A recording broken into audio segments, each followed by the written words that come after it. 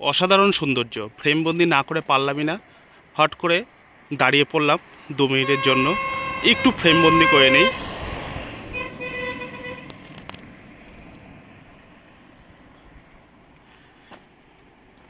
সূর্যদেব ঠিক মাথার উপরে, সূর্যের কিরণগুলো পাহাড়ের গা বেয়ে এমনভাবে আসছে যে পাহাড়ের যত শৃঙ্গগুলো রয়েছে সেই শৃঙ্গগুলো আর তার পাশের লবিগুলো দিয়ে যে সূর্যের ছটাগুলো যেন মনে হচ্ছে আলো, আর একদিকে হচ্ছে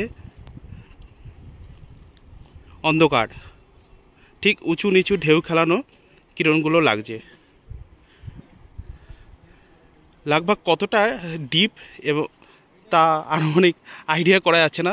তবে যাই হোক, একটা মানুষ নিচে দেখলাম এই মুহূর্তে, তাকে লাগছিল প্রায় 2 ইঞ্চির মতন, এতটাই ডিপ। বয়ে চলেছে বরফ গলা জলের লেকের নদী।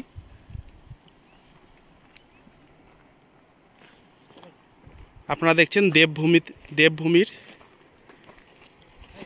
দৃশ্য, উত্তরাখণ্ড।